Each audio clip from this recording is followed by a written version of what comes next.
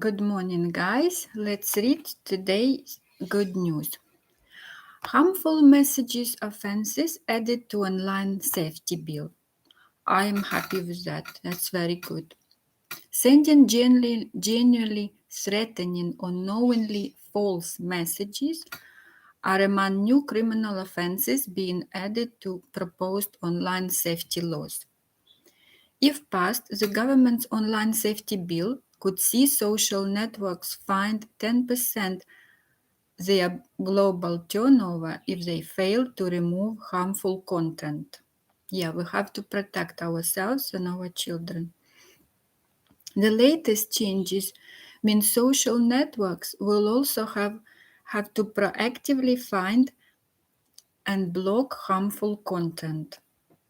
The bill also covers human trafficking, extremism, and promoting suicide online. Yeah, it's very right thing to stop. It already stated that websites such as Facebook and Twitter that host user-generated content would have to swiftly remove illegal content once it was reported to them.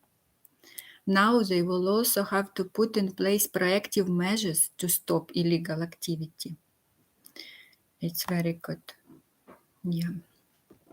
Culture Secretary Nadine Dorries urged online platforms to start making the changes now before the bill comes into force. Speaking to BBC Breakfast, she said they can start doing what they need to do to remove those harmful algorithms and to remove much of the damage that they do, particularly to young people and to society as a whole. The minister added that the move would hold the feet to the fire of social media companies that have damaged lives and hold them to account for the first time.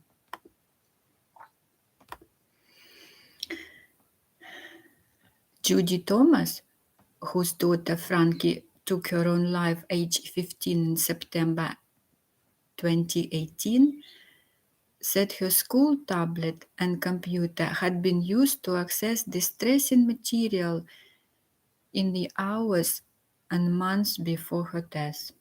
It's very sad.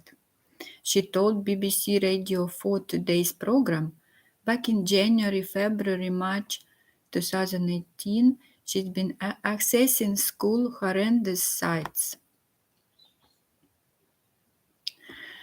Mrs. Thomas called for the mandatory age verification to protect children online and said all websites should be included in the scope of the bill rather than just larger platforms. I agree, because you never know which site could be damaging. Asked about age verification, Mrs. Doris said the government are looking at the idea, but said that there was a downside to requiring all children to verify their age to access the internet. And young people go go on the internet to do shopping.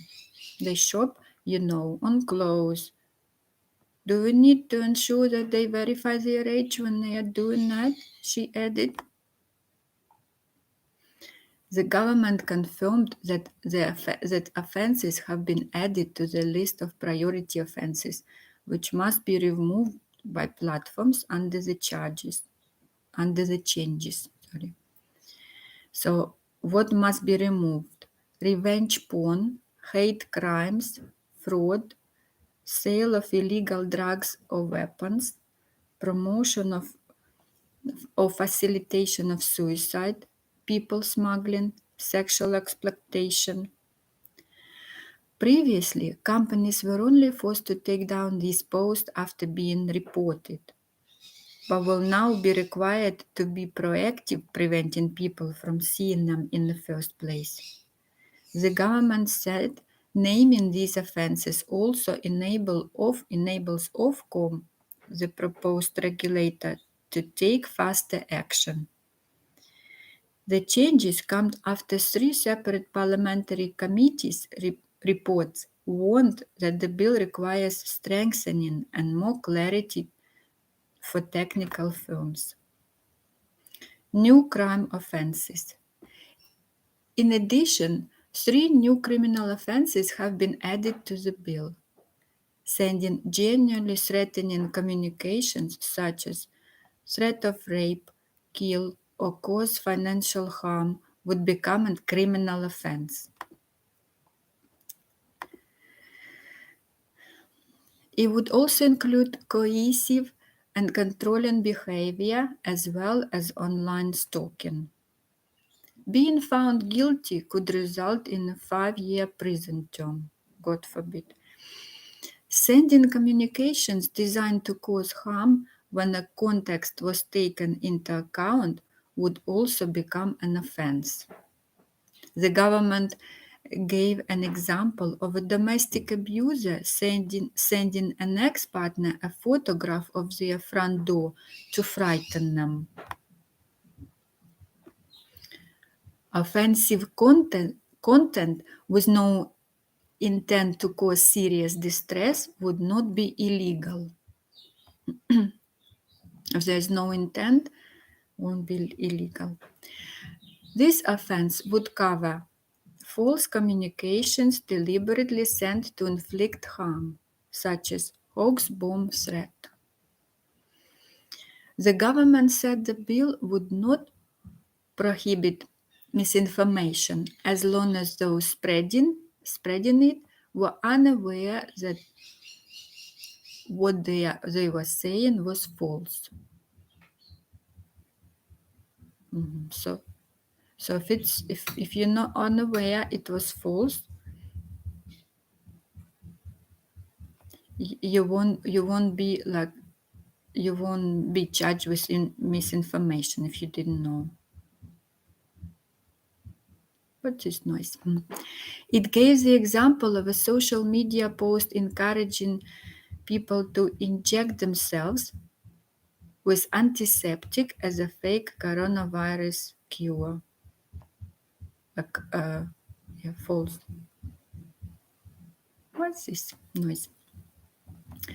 A court will have to prove the poster knew the information was false in order to convict them.